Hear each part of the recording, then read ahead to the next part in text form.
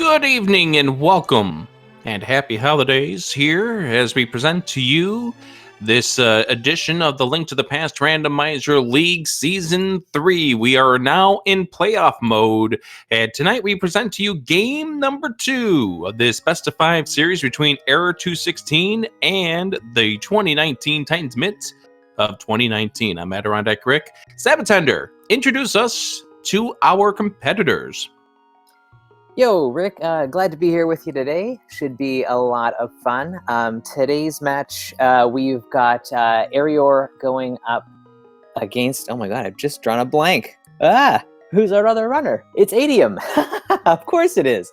There we go.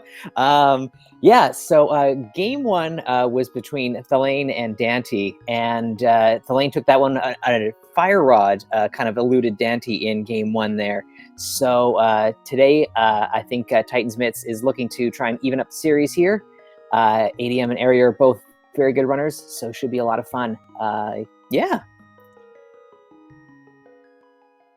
Yes, indeed. These runners coming out of the Kakariko Village division, which was a very stacked division. These guys had to deal with a lot of really tough teams, including Pug Trio, which got eliminated by the 2019 Titans Mid of 2019, 3-2 back in the first round in the semifinals of the division. Here we go.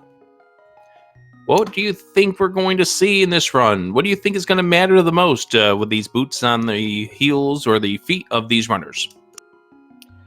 Boot start is a lot of fun. Keeps the pace up. Who knows? It's standard start here, so we got a little bit of time before we start to really deviate from anything here. But an ice rod off the bat, that's one less item to hunt for. Who really loves those ice rod hunts? Now watch that Turtle Rock decides to be a pendant this time around just because. I wouldn't be surprised. And, well, that map check is kind of almost giving us a better chance of that with 2, 4, and 5, the 5 being Desert Palace. All crystals in the light world feels pretty good. Getting 300 rupees off the uncle seems pretty good, too. That way you don't have to worry about anything except for maybe picking up some bombs for Kakariko Village, but you have plenty of opportunities and you have plenty of rupees. Well, there you go, Etium picking up a bomb off one of the green guards.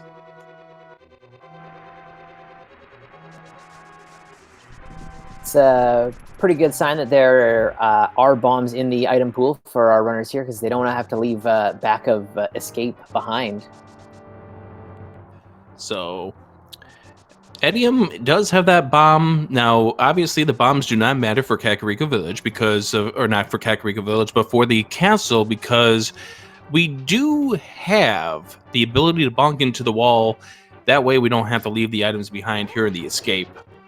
As we get the map inside of the first chest of Hyrule Castle, always a great find. Exciting when you find that map in the vanilla spot.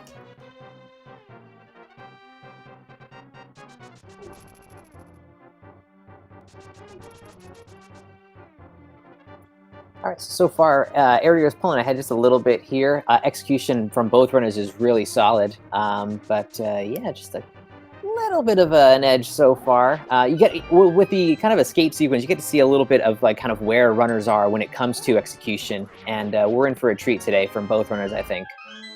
Yeah, we know that Etium has been working pretty hard at increasing his knowledge of combat and how to run around in this game, and Eriror has been grinding that no major glitches category forever, trying to get himself up to that 122 level, which is a very, very elite part. And the fact that he was able to get sub 90 runs with emulator for the longest time before switching on over to console, as he gets a bottle out of the chest next to Zelda.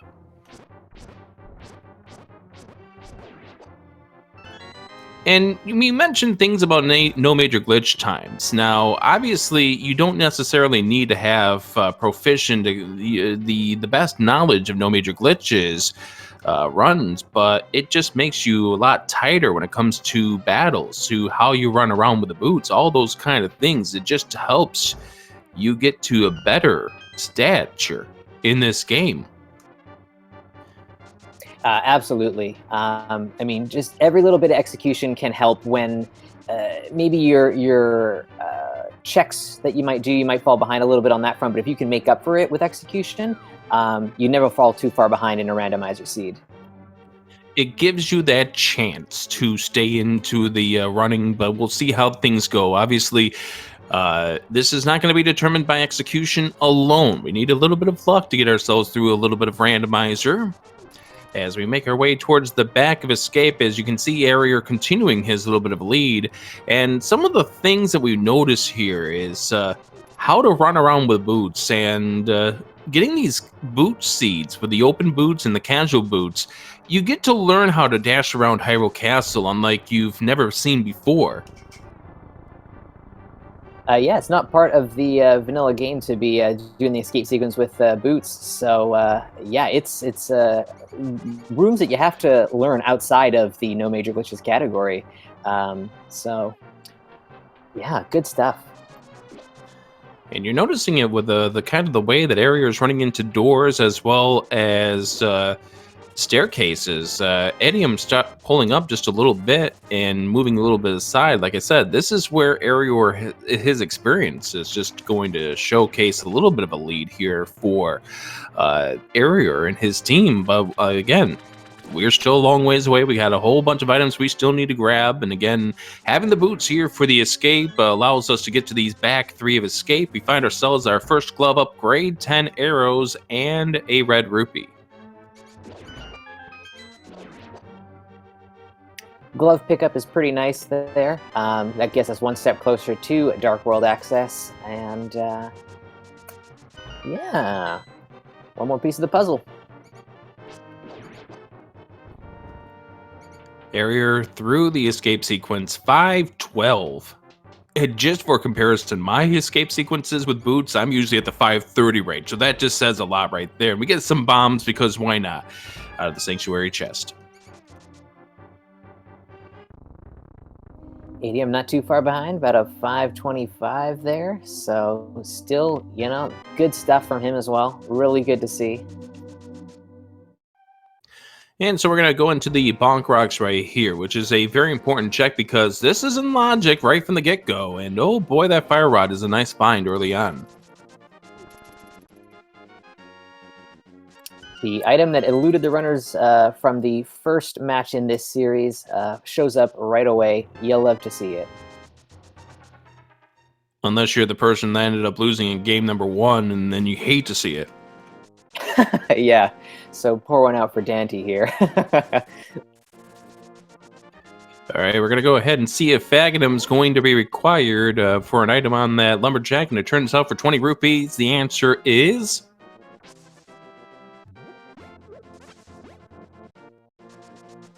I think that answer is no with 20 rupees there.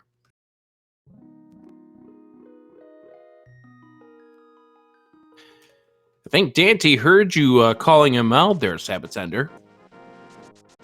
I know, yeah. Just chatting about how your race went there, Dante. That Fire Rod, man. Heartbreaker.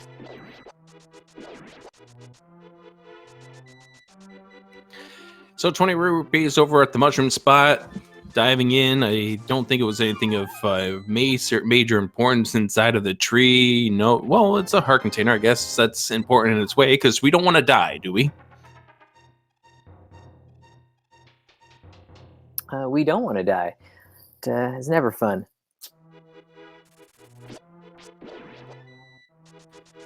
As we head into Kakariko Village. What are we gonna find in here, Sabatender? Well, we should find something that'll kind of give us somewhere to go. I'm gonna say we're gonna find a bow. Or, wow, how about Titan's Mitts right off the bat? And a sword upgrade, a lamp, and his heart. Uh-oh. Ooh, half magic as well. You know why I'm saying uh-oh, do you? I'm wondering, yeah, what are you thinking? Well, at this point, we've got ourselves 2 swords. We might be starting to think about maybe making Aghanim be required for Dark World access. That's still a possibility. We get Whoa. ourselves a second bottle, but one thing to know, and this was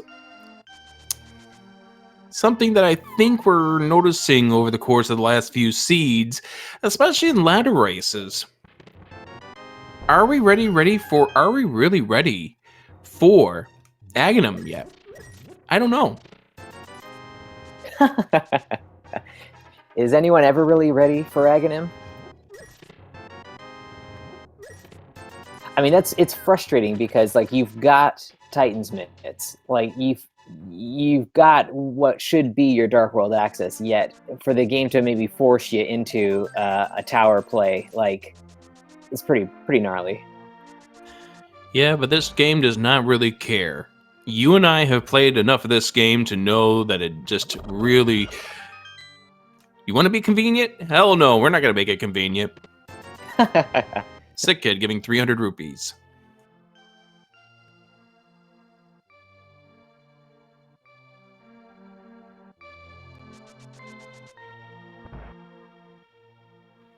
I think, honestly, one of these runners were hoping that maybe they could get their Dark World access out of this village, so that way they could go straight up after they were done with the Kakariko checks, but this game's not giving them the Moon Pearl that they need to make that a thing. As we find ourselves the Bloomerang, and Eriror is going to go ahead and pick that up. I'm definitely a fan of picking up the Bloomerang there. Even though we've got quick swap on, still it makes, I don't know, it just feels right when it's in the menu there. Wow, and the hammer as well, hanging out at the maze.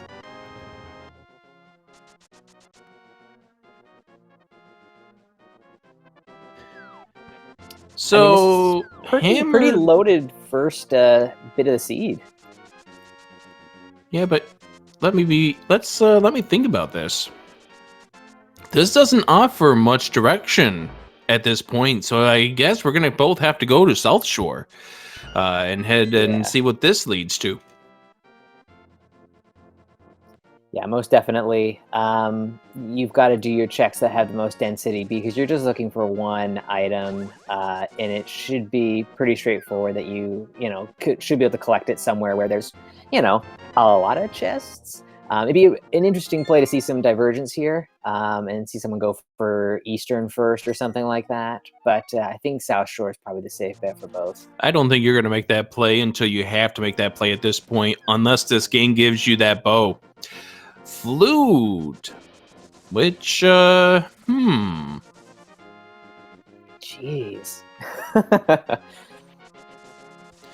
Doesn't necessarily do anything just yet, but a mirror gets you thinking something else. You know what? And with so much that has been handed to our runners already, like I wouldn't put it past this seed to think about maybe a checkerboard cave kind of situation. I'm glad you're thinking exactly what I'm thinking.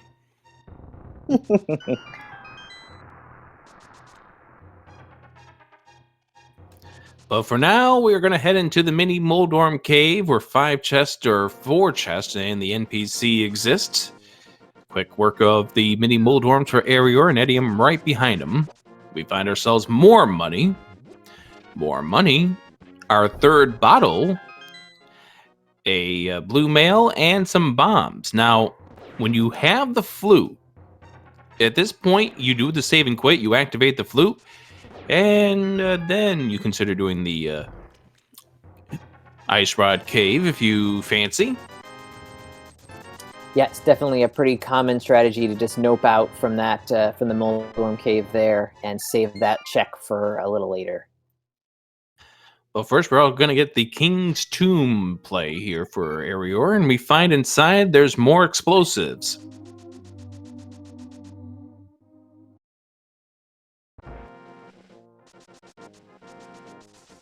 And we see etium doing the same thing that Eriror is doing at this point. Now, time to go ahead and activate that flute.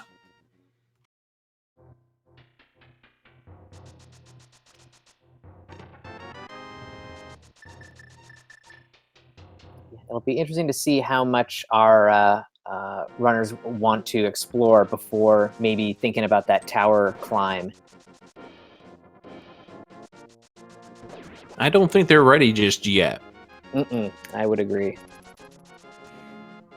I think the idea right now is if you see maybe the magic cape pop up, then this seed is screaming an agate trap for you, but at this stage, yeah, you can get in, yeah, you can beat it, but what else are we gonna do?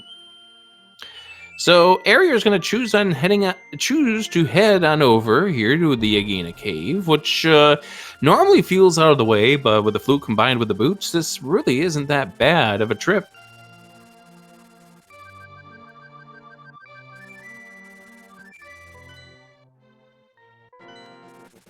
And now for something a little bit different, Etium is going to go check Death Mountain, while Eriror picks up more rupees. And my goodness, we've seen enough 300s already.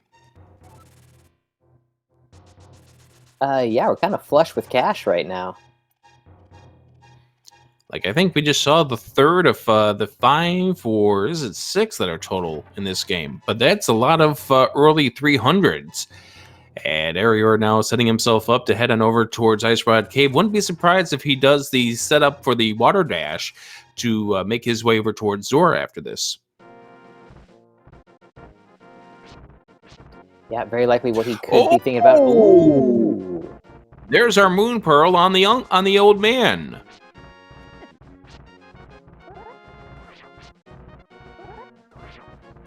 And with that, Aga is officially off the table.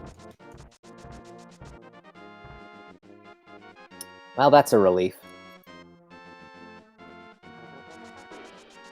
What, you didn't want to see these runners do another dungeon?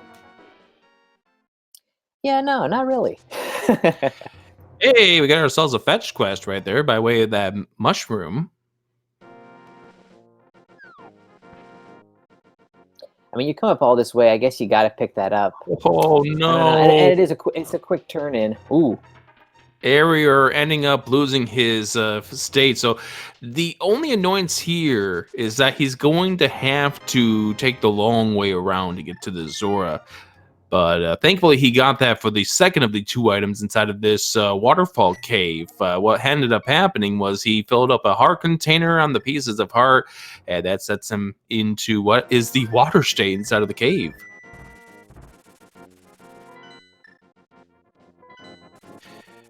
And so I think we saw a save and quit from Etium, so now he's got that mushroom with him. If this turns out to be nothing of importance, we're going to see a hard reset.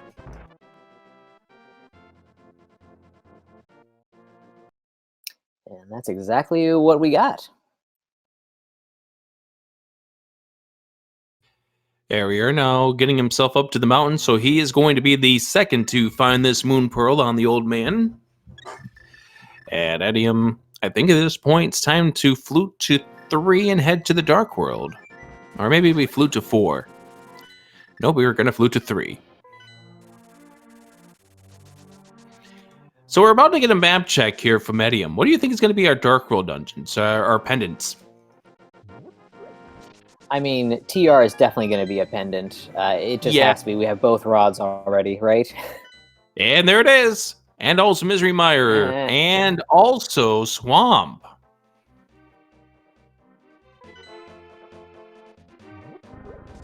Other 5/6 crystal was Thieves Town there, so pretty easy access for that. So we may not see the hookshot for a while. Yeah, no, this could be kind of risky business. You could even potentially skip out on flippers if you were to fake flip over to Ice Palace. So interesting to see how the rest of this seed's going to shake out with the pendant. It's the way they are.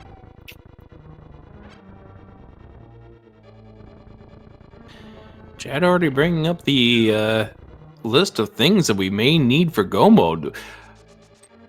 This could be a really fast Go Mode too. Think about it. Mm.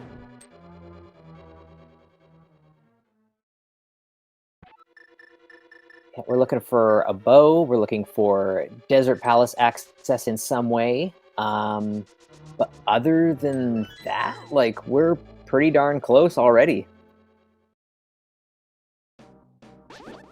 Find ourselves another of our 300s as Etium makes his way through the back of Skull Woods and Eriror doing the Hype Cave.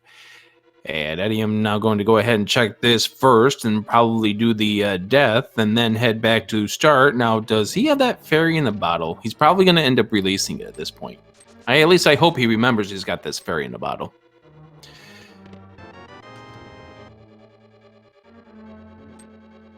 I'm just going to run it back.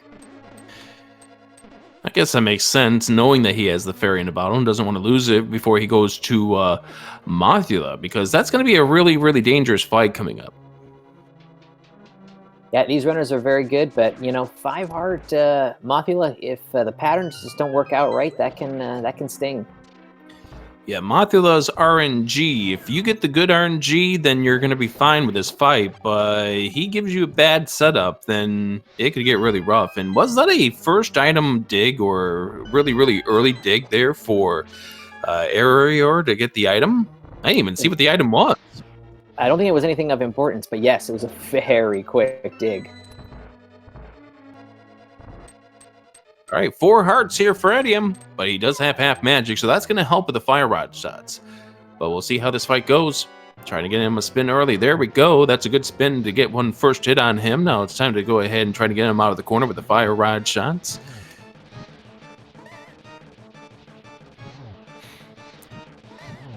Some runners may swap to the hammer at this stage. Some may just keep it like this, but there we go. Etium is down with Mothula. Mothula dropping a green single rupee for your troubles.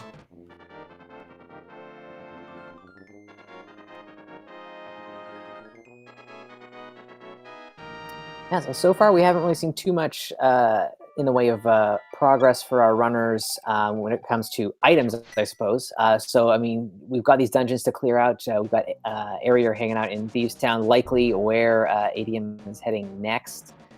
Just clear some dungeons and hope something comes up, and then keep on moving.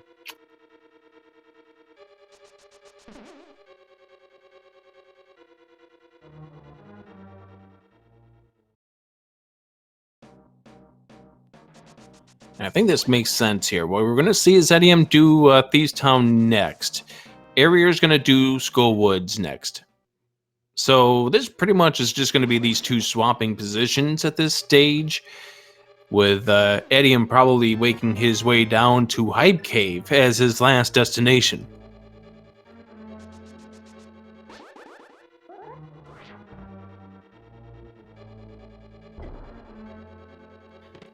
It's amazing how fast some of these skilled runners are able to pull off the positioning for these bomb jumps. Yeah, it's just so automatic that they just land right on the spot almost every time. Easy, quick setups. And there is the second item of Skull Woods. It is the magic powder, which could be required. As we see Eriror making his way through Thieves Town, lays down the bomb, and that didn't work. I know what Eriror was trying to do there. Yeah, that was trying to lay down the bomb to save himself a little bit of time, so that way when he picked it up and threw it, it was ready to blow up, so therefore he could save some frames. It just didn't work out for him in that case. A valiant effort, nonetheless. Just a piece of heart on bumper ledge, so we're not going to see any need for the cape for these runners. At least a major desire for the cape, that is.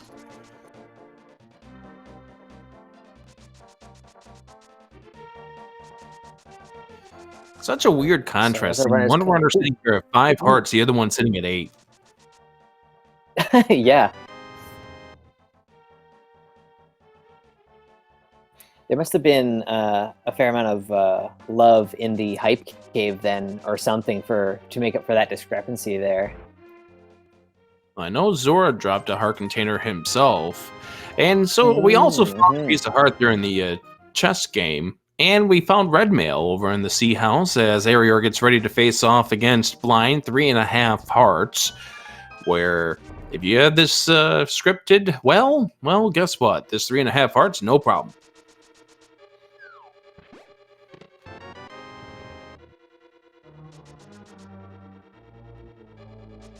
So far, pretty good. And beautiful fight right there from Eriror, right according to plan to pick up a map. So nothing of importance inside of Thieves Town, but we needed to do it. And as part of our 5-6 combo. Yeah, despite the fact that we have quite a few items already collected, and we're just a few away perhaps from go mode, it's kind of leaving our runners with not a lot of exciting options left. From what we have seen here, it could require a pod dip without the bow, or potentially an Eastern kind of play in a similar vein. Means that the back of Sahasrah's hut probably has the bow for all we know. Right? Eriror about to pick up that red mail and make his way up north to Skull Woods. Etium doing exactly the same thing that we just saw from Eriror a moment ago. So while these two are retracing their steps, you mentioned that this is a part of a team doubleheader here between these two teams. Yes, that's right. I've got it somewhere. Give me 1 second. Yeah, so coming up right after this race, we've got Big Dunka and Sailor Nep of Error 216 and the Titans Miz of 2019 going up in Game 3. So the two teams decided to just kind of run these races back to back here. So it is a all-night affair here between these two teams. So it really should be exciting to see how Game 3 plays out. There's still a lot to go in this one, though. That's right, and shoutouts to Artero doing the tracking for us. We do have to get a win marked off for Error 216 as they have a 1-0 series lead in this best of 5 in the conference finals. Rather, this would be the division finals, that is.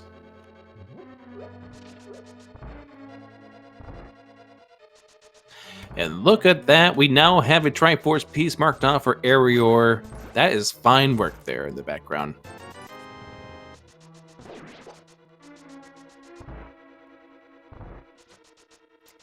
Yeah, so it's going to be... I wonder if our runners will do the kind of the same thing, or if they're going to split off again once they're done with these respective dungeons. We're both about to be closing in on 2 crystals each. We've got a lot of options on the eastern side of the map. We could see someone dip over to the Meyer area, check that situation out. So there's a couple plays that could be made, and gotta be something somewhere. It's just gonna be who finds it first. I think the most lucrative option right now would be to check the 3 over at Eastern Sahasrah, then head into Eastern. As we see Eriror finishing up with his fight with Mothula first, and etium finishing off with his fight against Blind right afterwards. Now, Eriror has not claimed both items inside of here, has yet to pick up the magic powder.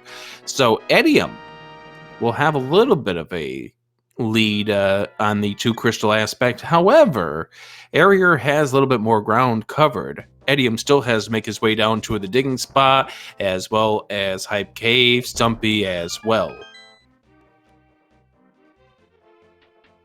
Yeah, all in all, it's been a pretty close match so far. Really not a lot separating these two runners. Good plays from both. And it's been kind of, fairly linear. So not too much room to really deviate. Here's a check that we did not see from Eriror a moment ago. And I'm thinking that Etium is setting himself up to do the Breadsmith chain by doing the Breadsmith and freeing him. Oh, the mirror at the Peg Cave. That's interesting. The important thing about that mirror is that this is going to make this next check here for Etium a little bit faster. Now, Eriror is going to be coming upon this real soon. I wouldn't be surprised if he does this right after he's done with Skull Woods. But if he's missing on that mirror for a little bit, that means Etium's going to get more checks done faster. I think the mirror's a pretty clutch find, and I am worried that Erir might actually skip on that for a little while. There's the potential that he could do some of that Eastern, either light or dark world stuff. He is not doing a save and quit, so that's giving me promise that he's not just going to go right straight to Eastern Palace.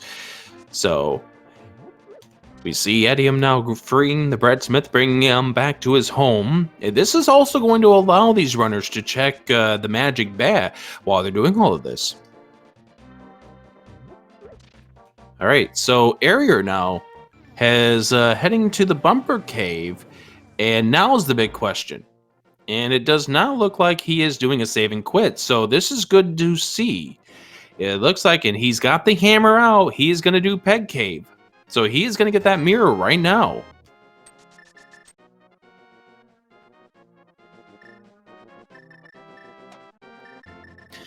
One worry that we had, and I know you had that, I know you expressed it there, was that Eriror was going to try to wait for the mirror before he did this cycle here. And obviously that would have cost him big in the end. But he is going to get that mirror right now once he's done with these pegs. And we get ourselves the second shield off the magic bat. Yeah, I guess he's thinking that he should just clear off, this section of the map fully and completely, as opposed to leaving some kind of, pieces behind, when it's really easy just to dip back and spend a couple of seconds to do hammer pegs before you fully leave the area. Now, the one big difference here for Eriror is that he's going to just flute away unless he wants to check cave 45 right after he grabs the chest, and maybe he ends up doing that. Now, obviously, with the purple chest duping technique that we've seen over the past few months, this will make that check a little bit faster if he chooses to do that. He might skip on it. I think I might. There's so much else that's opened up in the world right now. Like, if you can probably leave that one spot for a little bit. The biggest check that we have open to us now? Death Mountain? That is correct. A whole lot of checks over there on Death Mountain, both light and dark world. Eriror about to grab his fireball shield. As we see Etium leaving the chest behind. This is that duplicate that we've been talking about.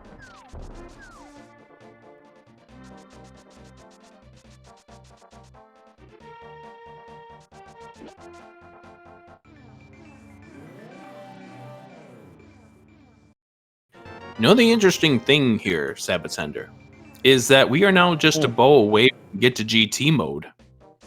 Obviously, we are going to still need the hook shot, and we may need the cane at Samaria depending on where the big key is located. But this could be a turbo seed. Oh, absolutely. There is so much potential here for this to be really quick.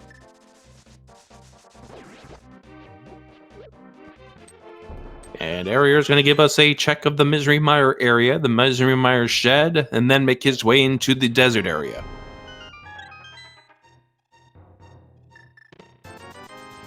If we need to get into Misery Mire, it's going to be by way of Bombos. And here in the Misery Mire shed, we find not that medallion, but the Quake. Looks like they left the wrong key under the mat there.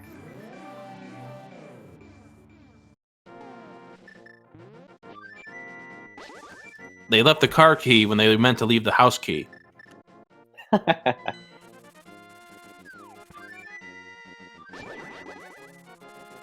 Alright, so both runners checking out Desert Palace here. This is one of the 5/6 crystals, so that adds a little bit of weight to it. And pretty quick, easy clear with the boots here. Shouldn't take long for these two to zip through this. A little bit of a swing and a miss there for Eriror, a little too south in order to knock that key off the torch, so he had to do that all over again. As we go ahead and see what's inside of the map chest, and oh, you hate to see it. Well, now if that is something, Eriror has the advantage of having left Cave 45. So he's got 2 checks in that area to check if it comes down to it. Looks like Big Key is going to be vanilla this time around. I wouldn't be surprised if Eriror just leaves behind the big chest and goes right straight to Lamon. That's exactly what Eriror is going to do right now.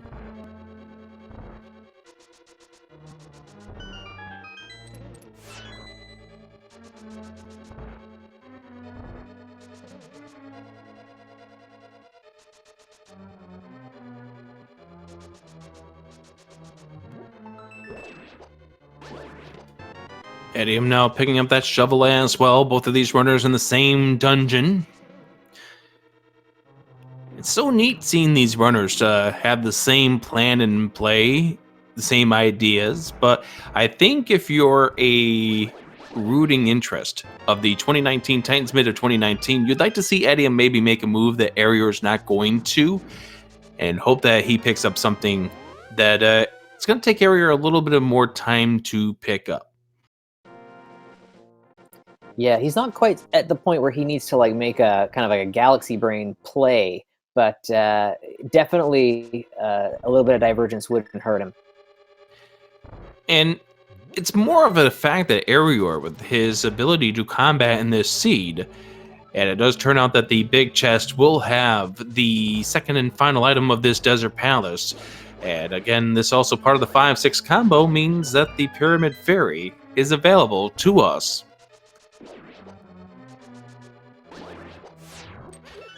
But Eriror's combat, once again, his combat is a little bit better than Etium's is. So you're hoping to gain time by maybe finding something a little bit faster. And of course, this being a blind race, you don't know where your opponent is at any time. For all you know, Eriror went up the mountain. And it's entirely likely that that's what he's thinking. You know, there's so many checks up there that by maybe doing something like Desert Palace first, maybe you're gonna luck into finding something that's gonna put you closer, one step closer to go mode. So we found ourselves a shovel and 5 rupees inside of this Desert Palace, and time to head on over to Checkerboard Cave, which we mentioned earlier could have possibly have had the Moon Pearl, but not here. Just a piece of heart today. So now we're fluting somewhere else. Where are we going next, Eriror? We're going to flute on, and it's time to head to Death Mountain.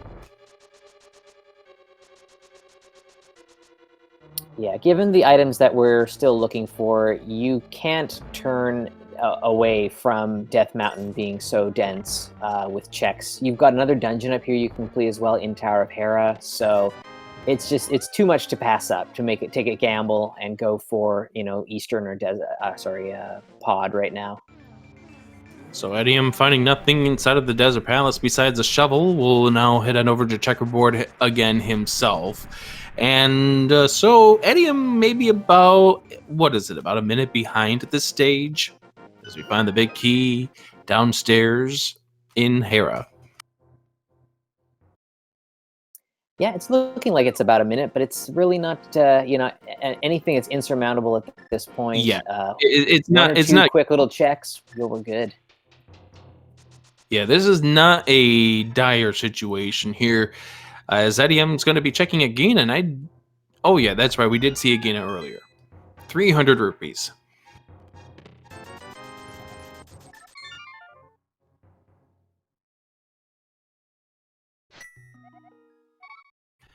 So Etium is starting at Link's house. So we have ourselves our first real divergence of this seed. And Etium's going to check to see what we have at the shovel. And I've never seen that bomb set up there by Eriror, but he pulled it off really, really fast. That was a good bomb jump. Yeah, no kidding. So this could be the point where Etium's definitely making a bit of a play here, hoping for the best, do this one-off location that takes 30 seconds. Maybe it pays off. Oh, he's got Ice Rod Cave to do as well. Yeah, and also a little bit of cleanup work on his part here. So it's going to take a little bit more time here for Etium, as Eriror now will be finishing off with the Tower of Hera, finishes off the Moldorm fight, and he finds 10 arrows. That is item number 2 of this Tower of Hera, downstairs, not required.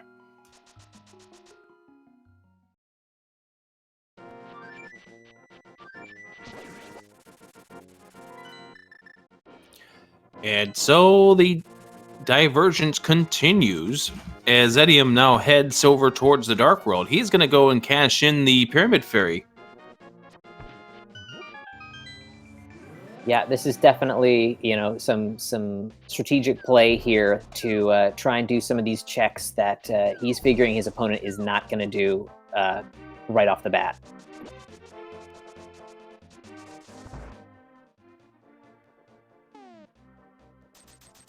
And so there we go with the purple, with the pyramid bomb in tow, as Eriror picks up the single arrow out of Spiral Cave.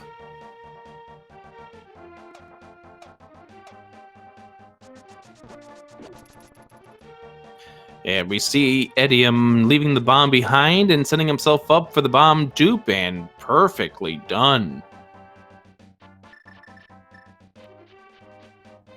Have you ever done that bomb dupe?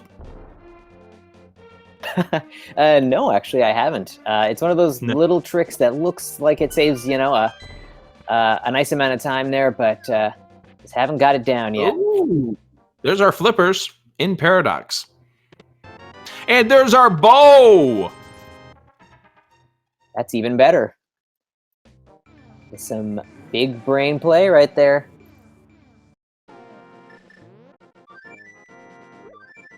And there's our other bow! No way. And there's also Wow. the temporary sword, which I don't think Etium is going to be getting. Unless hookshot turns out to be somewhere required, although I think at this point, Eriror is now in get to GT mode. Yeah, I would say that's probably what is on his mind. So for a brief second, you may have thought Etium had just taken control of this run by grabbing the bow out of Pyramid Fairy, but Eriror says, hey, look, I can get a bow too.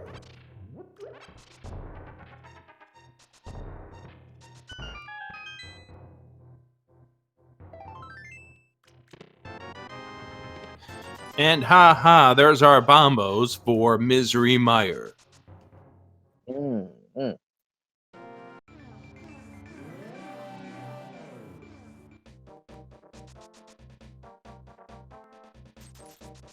Just to answer a question in chat there, the bows are now progressive in the randomizer here. So yeah, that second bow, the other runners the second bow will be the silver arrows for our respective runners. So Etium's silver arrows are going to be in Paradox Cave, and Eriror, if he chooses to grab them, will be at the Pyramid Fairy.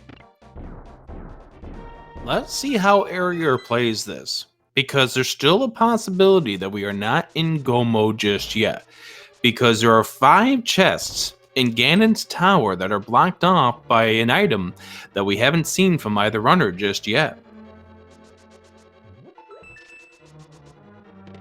I feel like you've just got to go for it at this point. I mean, you can get through the rest of these dungeons so quickly and be up in GT. Like, why not just go big?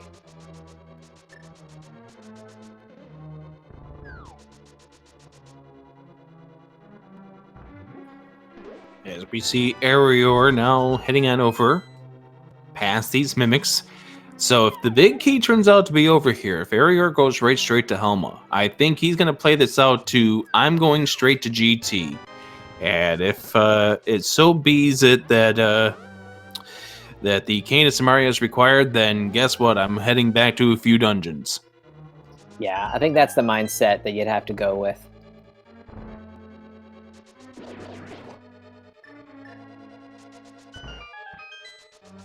Just a little annoying that we'll have to dig a bit deeper into the dungeon to find the big key.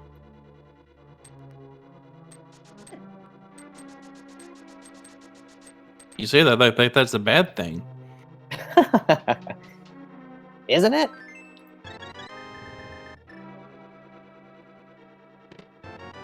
When I said let's do commentary together, Sabatender, I wasn't thinking 1 hour special. Yeah, right.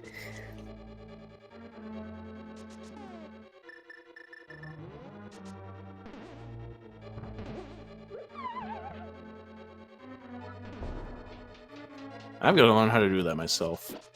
That is a good way of using a heart health loss and a bomb to set off those things and never have to worry about those annoying beetle things. Yeah, no kidding.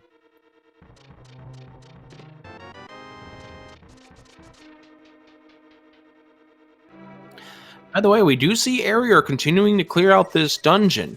Maybe out of defense at this point.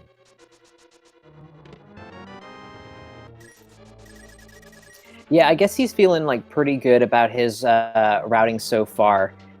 So he's thinking that he can afford to do a couple of these checks just on the off chance he stumbles across Samaria.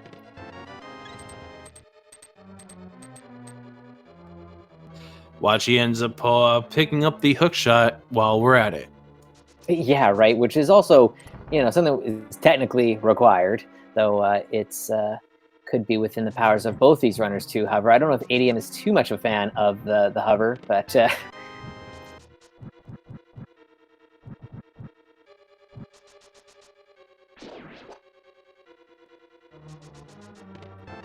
Game number 2 between Error 216 and the 2019 Titans Mitt of 2019. The divisional finals. Both teams coming out of the Kakariko division. 2019 Titan Mitt of 2019 ended up knocking off Pug Trio in the semifinals last week, while Error 216, they sat back and relaxed a little bit.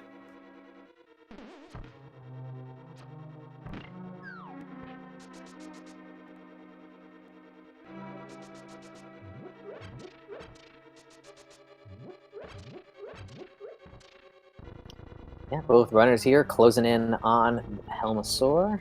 Won't be too long before we're done with this dungeon, mirroring right into Eastern Palace.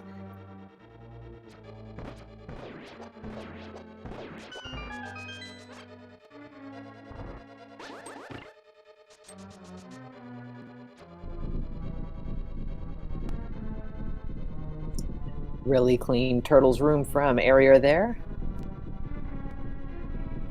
Yeah, that tempered sword's helping him out with regards to that room, but also knowing how to do that room for a lot of the cases of the RNG that room can hand you really does help out, as well as Etium now makes his way over towards that turtle room, as Eriror now facing off against the Helmasaur King. 17 whacks of the hammer to remove the casing, and now 4 swings of the sword. And the Helmasaur King is done. And that's a pretty solid room there for Etium as well. Yeah, with that sword disadvantage, still manages to take care of them in just a few seconds. Really nice.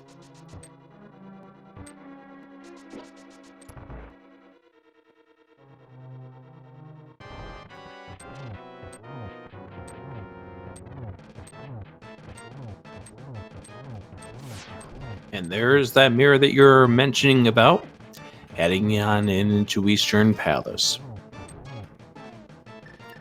Next up after this will be Ice Palace. And I know people have been mentioning about how the cane would be nice to have for Ice Palace. It's not necessarily required, unless Coldsteer drops a key, but the way that we play Ice Palace, we almost never need it. Yeah, this is true.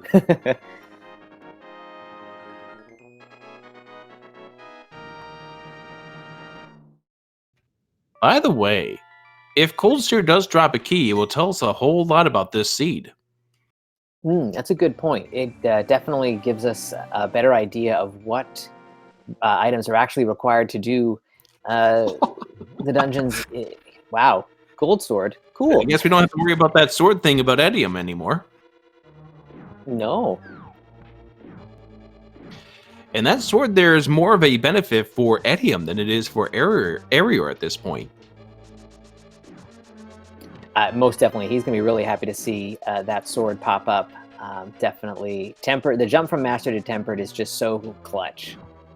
I think I was more interrupting what you were talking about in regards to what Coldsteer having a key does for the seed.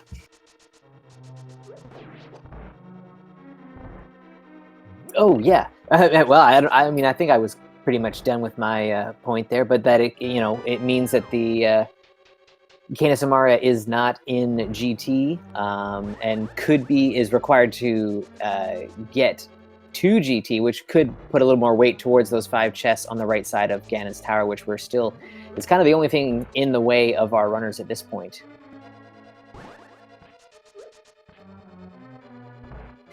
Now, technically, also the key layout to Ice Palace can tell us a lot about what's going to happen in regards to GT as well. Oh yeah, how's that? Because if there's a certain key layout, then that means the hookshot was technically required to beat this seed, and therefore the hookshot will not be in GT as well. Oh yeah, of course, right? Yeah.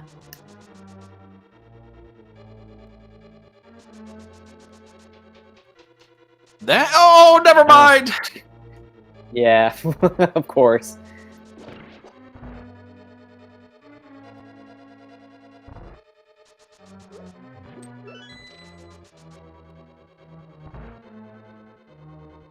And I'm pretty sure that Eri made the skip of this vanilla big key chest. Is that right? I don't think I saw him go over this way. Yeah, I think he ended up skipping it.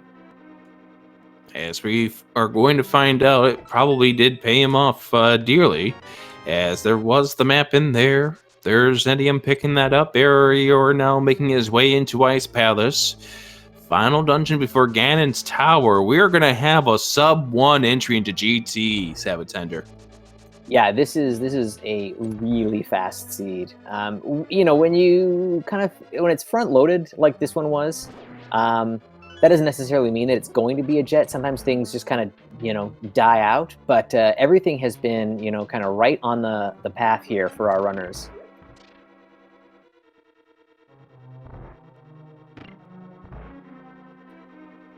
And just because, well, there's the other cane.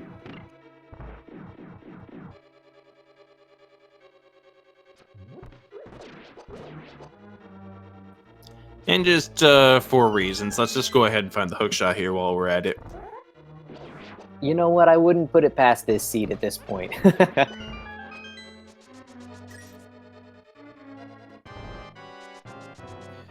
Etium now setting himself up to face off against the Armos 5 swings, and then over to the corner to here knock them all out. And there we go. Canis Samaria picked up for Etium. He does not have the flippers, but he's going to go right straight for Ice Palace too, because he can fake flipper his way in.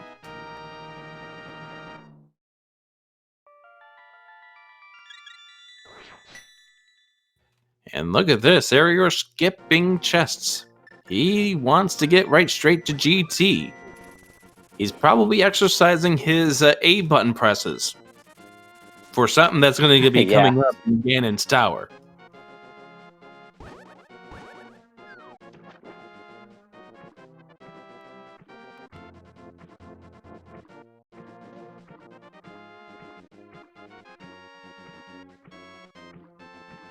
Just doing some of the like easier one-offs here in the dungeon here. Just something, just to make things a little easier. If you had the hook shot, it's always nice to have. Maybe he finds silvers because he doesn't know where the other bow is. By the way, what was the story about that 20 rupees that was on Lake Hylia Island? I don't know. What was the story? The green rupee with a 20 next to it. That was where the boots are. Ah.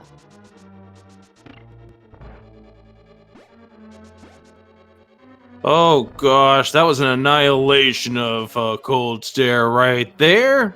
And there's the key drop. All right, well, ladies and gentlemen, there are going to be 22 possibilities on where the big key can be. Shall we start the game here, Sabatender? Yeah, let's get her going. We've got our tracker, our tail hitting the command there. So yeah, get your guesses in for the GT Big Key guessing game. What do you think it's going to be, Rick? I'm going to guess number... Just because of the seed, it's going to be number 5, which area is going to go to the right-hand side to pick up. What about you? I think we're gonna find it right away. I'm gonna say 2. I'm gonna say it's gonna be really early. Of course, it's gonna be like, tile room or something, and our runners are gonna be really annoyed that what should have been a really quick seed, gets destroyed by a stupid GT. By the way, we got 2 keys here on the right-hand side. One small key and the big key. So I'm thinking, if I'm thinking about this logic correctly, hookshot will not be in Ganon's tower. Mm. It's right there on the island! Wow. Oh my goodness!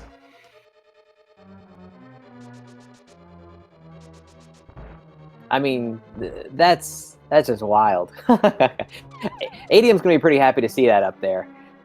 So even though he looks like he is a little behind at this point, still seeing that will be a bit of a relief at least. And now he knows he doesn't have to worry about the hovering at all. He's just going to go ahead and pick this up right now. And therefore, we're going to get ourselves to Ganon's tower. All right. Here we go.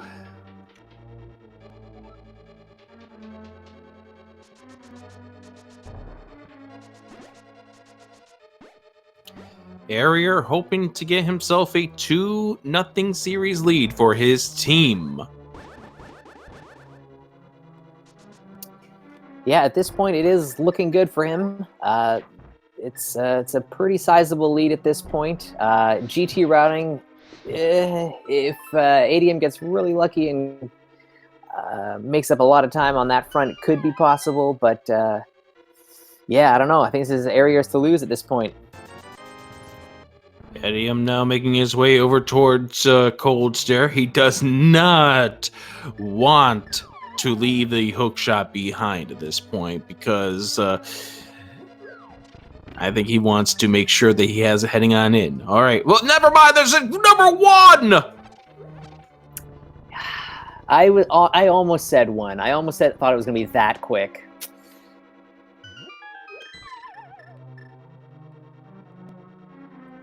Zaki, the guesser at the number 1, scoring 32 points. Congratulations.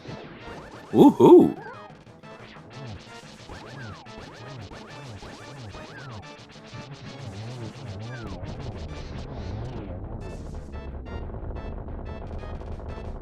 I mean, this is pretty wild. It's going to be, unfortunately, just a little bit, not quite enough time for Eriror to get through GT here and make it a sub 1. But boy, this is fast. Yeah, this is blazing fast. This is probably going to be the fastest casual boots of the season here in the league. And maybe we can get some of our quick crack staff admins here on the buttons here to find out whether or not this was a record. My goodness, this was a jet seed. Yeah, you can't really go much faster than this. Things worked out pretty much perfectly. There was very minimal backtracking. Dungeons that were crystals were, accessible. Everything just kind of came together in this seed. So, yeah, really quick. So I guess the major question is what do we do with the rest of our day? I know. I was ready. I had a pot of coffee on here. I was ready to go, and yeah. Yeesh, we got plenty of free time now.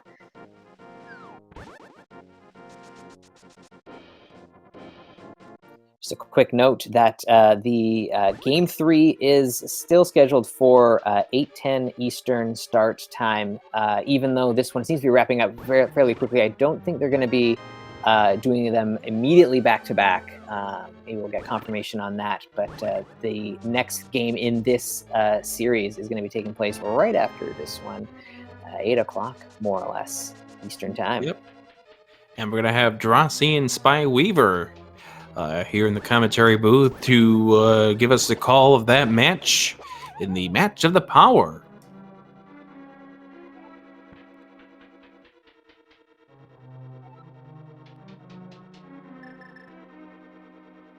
You know, I had honestly forgotten that Etium hadn't done Tower of Hera yet. This is his first time up the mountain entirely. Like he did Pyramid Fairy for that bow and never set foot on the mountain until just now. Yeah, with the exception of the old man and the mushroom earlier, which the Right. old man, the moon pearl.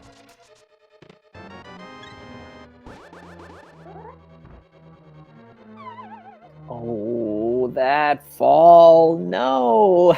Oh. Yep, the walk of shame after you fall down 2 floors, 2.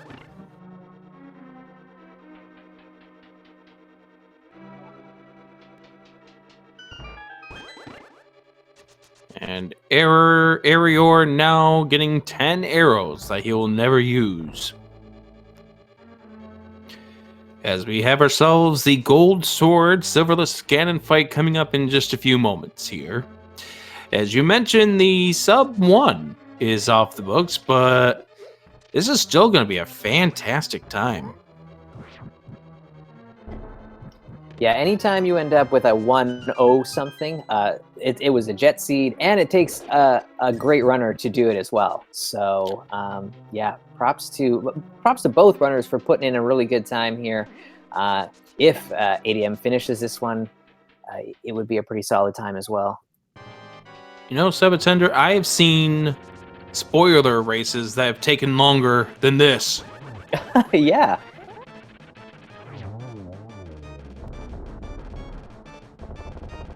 Finished with Aga 2 at the 1 hour mark is Eriror. Finished with Moldworm 1 is Etium.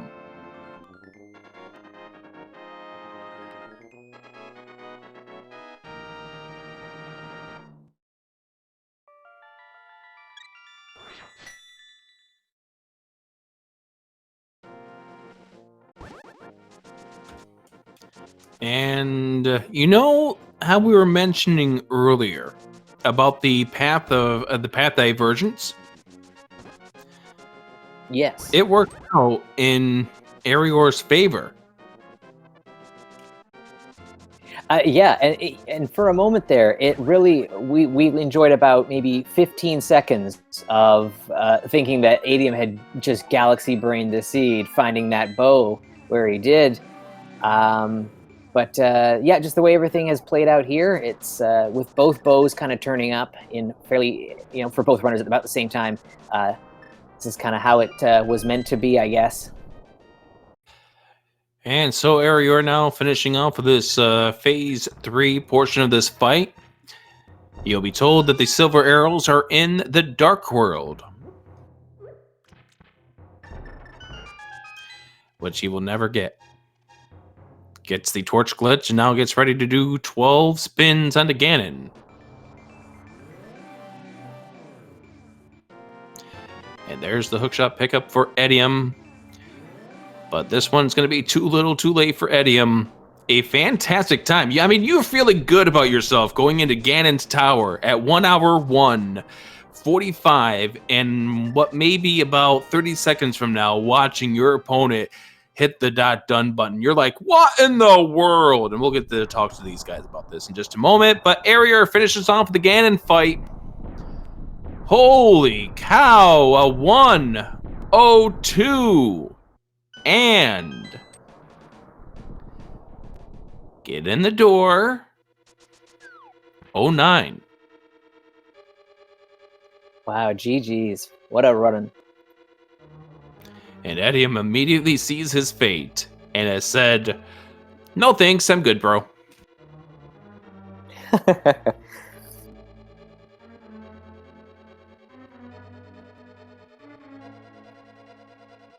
Alrighty, so we will welcome in the winner of this race. It's Eriror. GG's, buddy. What a time. Oh, thank you. 62 minutes. Probably the fastest rando seed I've done. That's like 7-7 defeat Ganon. So pretty nice race to have it in. Yeah, no kidding. And we are now joined by Adium. GG's, buddy. Yo, GG's. Oh, sorry, I had my mic muted. No worries. Yeah, that was That was dumb. No kidding, eh? I mean, this was the exact opposite type of seed I needed to have any chance against Eri. First of all, I mean, it was kind of a hover seed. I mean, It's the definitely hook looking was like just that. Yep. but I cleared a bunch of extra stuff looking for it. And then There, there were no decisions to be made the entire seed. It was just, here's all the stuff, go do the crystals, you're done. Yeah. you two had There was just no chance for me to win on this seed. you two had one divergence, and it looked like for about 10 seconds that it was going to pay off for you, and that it was when you found the bow on the Pyramid Ferry, but then Eriror found the other bow in Paradox. Even then, I mean, it probably wouldn't have been long for him to get back to Pyramid Ferry because there was not a whole lot else to do. Yeah. If that had been like the thing that was kind of clogging up the works on the seed there, then yeah, for sure he would have been back. But yeah, I mean, nonetheless, yeah, as you say, it was a pretty linear kind of affair. And the way that the crystals laid out, it was just, yeah, go do the things and, win the game. Yep. Well, good luck to Nap. Hopefully she can help us avoid the sweep. Yeah, that'll be coming up right after, well, not quite right after this one, but not too long afterwards. Yeah, and about 55 minutes from now was going to be that. And do we know which mode they're going to be playing for that game? Inverted Swordless Randomizer or something? Something this way. I don't think there's Randomizer. I think Dunka vetoed Randomizer, but there's probably some silliness. Well, I think it's safe to say that seed is not going to be done in 1 hour, 2 minutes, and 9 seconds. You never know. Not likely. Yeah, Inverted Swordless Fast Cannon Map Compass Shuffle. For this inverted M shuffle.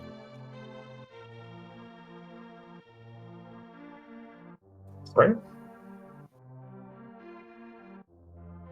So, Etium, any words of encouragement you want to say to your teammate as we get ready for game number 3 coming up in 50 minutes?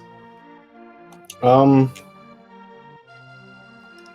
don't really have anything in mind. I mean, just win, or try your best.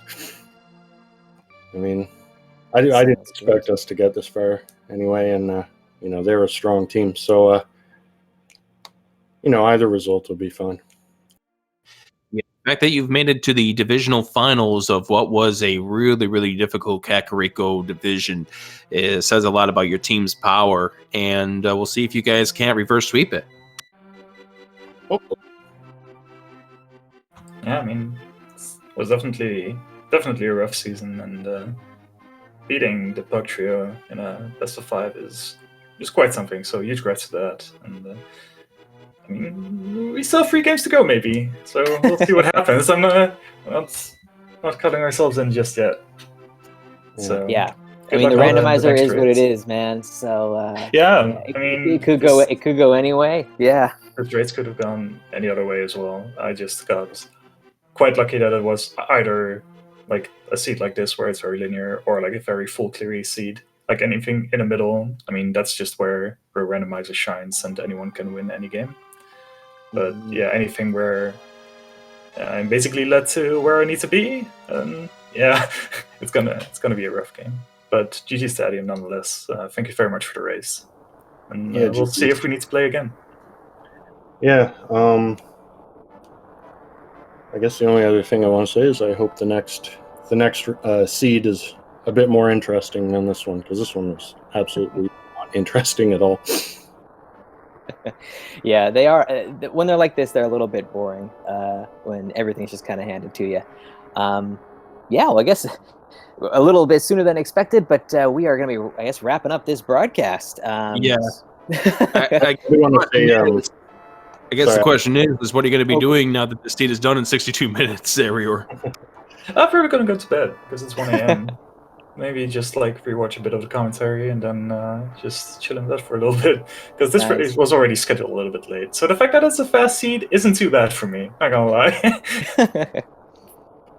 Yeah. Last thing I just want to say is thanks to you guys for doing the commentary, and thanks to the tracker. Right on. Well, it was a pleasure to call the race. It's been a good one.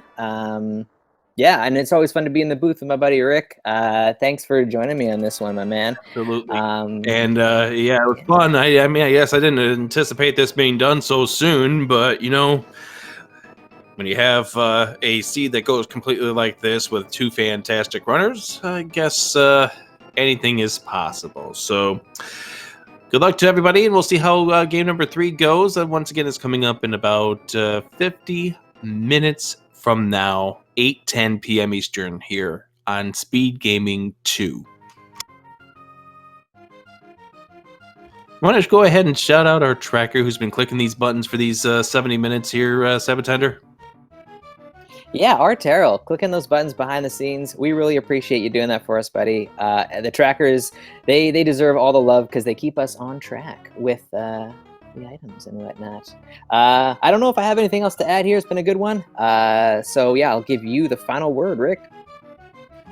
Go follow these runners. I know we're having a little bit of issue with our commands at this point in time, but be sure to follow etium and Eriror, and go ahead and follow anybody that you'd like to, and come back here in 50 minutes. We'll do this all over again with Drosy and Spy Weaver in the booth. Until then, thank you very much for joining us.